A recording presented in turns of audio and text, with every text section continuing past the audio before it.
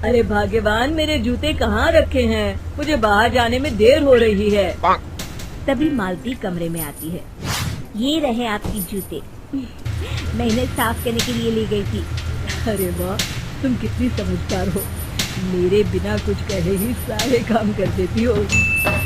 तभी मालती झिझकते हुए रमेश से कहती है, सुनिए जी, आपसे एक बात कहूँ, बुरा तो नहीं मानेंगे ना? अरे नहीं नहीं, बेफिक्र होकर कहो।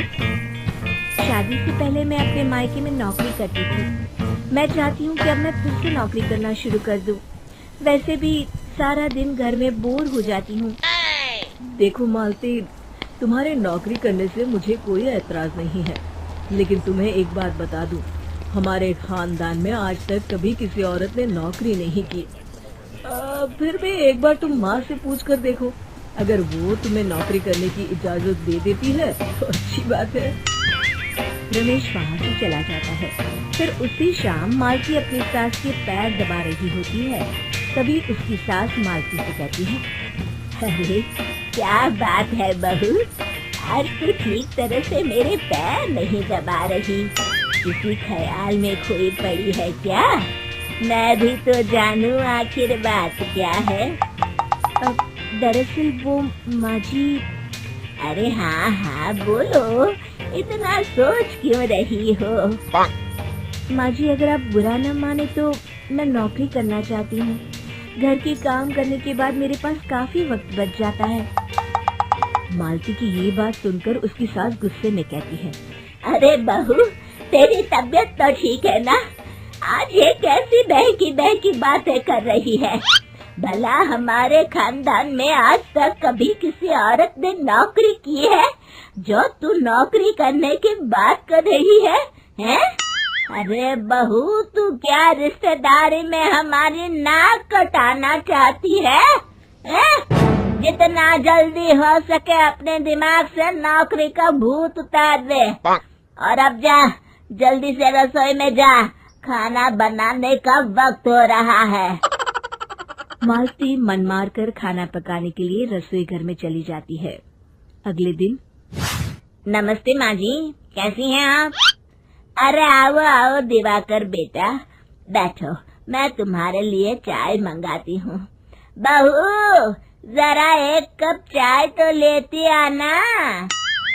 फिर दिवाकर एक फाइल खोलकर मालती की सास के सामने रख देता है। ये देखिए माँ जी, ये है पिछले महीने का हिसाब और ये रहे मुनाफे के रुपए। एक बार हिसाब देख लीजिए और इन कागजों पर अपने दस्तखत कर दीजिए। अरे दिवाकर बेटा, मैंने भला आज तक कभी तेरा हिसाब देखा है जो अब देखूंगी? ला बता, कहाँ दस्तखत करूं? तभी मालती चाय लेकर वहाँ आ जाती है और अपनी सास को बिना कागजातों को पढ़े इस तरह लापरवाही से दस्तखत करते हुए देखकर हैरान रह जाती है। अच्छा माँ जी, अब मैं चलता हूँ, फैक्ट्री में बहुत काम है। फिर दिवाकर वहाँ से चला जाता है। कुछ दिनों बाद मालती बाजार में कुछ सामान खरीद रही होती है। तभी एक बूढ़ा आदमी उसे आवाज देता है, अरे मालती बेटी, कैसी हो? मुझे पहचाना? मैं तुम्हारी कंपनी में मुनीम का काम करता हूँ। हाँ चाचा जी, मैं आपको बिल्कुल पहचानती हूँ। कहिए, कैसे हैं आप? मैं तो ठीक हूँ। कंपनी में कुछ भी ठीक नहीं चल रहा, यहाँ तक कि हमें ठीक वक्त पर तनख्वाह भी नहीं मिलती। ये आप क्या कह रहे हैं? अब क्या बताऊँ, आप लोग तो कभी हिसाब किताब देखने दफ्तर आते नहीं।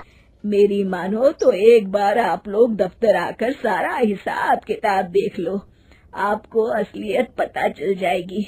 अच्छा बेटी, अब मैं चलता हूँ, देर हो रही है। फिर वो बूढ़ा वहाँ से चला जाता है। वहीं दूसरी तरफ मालती घर पहुंचकर अपनी सास को सारी बात बताती है। तभी वहाँ रमेश भी आ जाता है, लेकिन मालती की सास मालती की किसी भी बात पर विश्वास नहीं करती। तभी रमेश कहता है, अरे माँ, बिना आग के कभी धुआं नहीं उठता। जब मालती इतना कह रही है तो हमें एक बार दफ्तर चलकर देख लेना चाहिए। वैसे भी हम लोग काफी दिन से अपने दफ्तर नहीं गए हैं। इस तरह किसी एक आदमी के भरोसे काम छोड़ना मुझे भी ठीक नहीं लगता। अगले दिन वे सभी अपने दफ्तर पहुंचते हैं और सीधे दिवाकर के कैबिन में जाते हैं। अचानक सबको एक साथ देखकर दिवाकर चौंक जाता है। अरे माँ जी, आप सब लोग अचानक यहाँ कैसे आ गए? अगर कुछ काम था तो मुझे एक फोन कर दिया होता, मैं आपके घर आ जाता। तभी मालती की सास कहती है, अरे दिवाकर बेटा, आज मैं हिसाब देखने दफ्तर आई हूँ, जरा मुझे पिछले 6 महीनों का हिसाब दिखाना तो बेटा। दिवाकर घबराते हुए हिसाब की फाइल मालती की सास को देता है। मालती की सास फाइल लेकर मालती को देती है और कहती है, ले बहू, देख ले हिसाब। मालती फाइल को बड़े गौर से देखती है और अगले ही पल उसे सारी गड़बड़ी समझ में आ जाती है। वो अपनी सास से कहती है, माँ जी, मुनीम चाचा बिल्कुल सही कह रहे थे। हमारी कंपनी में पिछले 6 महीनों में जितना मुनाफा हुआ है, हमें उसका आधा पैसा भी नहीं मिला। यूँ समझ लीजिए कि 1 रुपये में सिर्फ चवन्नी ही हमारे हाथों में आई है। मालती की बातें सुनकर मालती की सास गुस्से से दिवाकर को पूछती है, क्यों दिवाकर, मेरी बहू जो कह रही है वो सच है?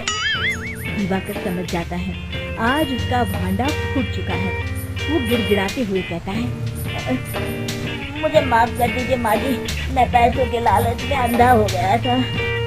अरे वाह दिवाकर, तू तो एक नंबर का चोर। आशा है कि ये वीडियो आपके लिए उपयोगी साबित बंद करके भरोसा अगर आपको वीडियो पसंद आई हो तो कृपया लाइक और शेयर जरूर करें।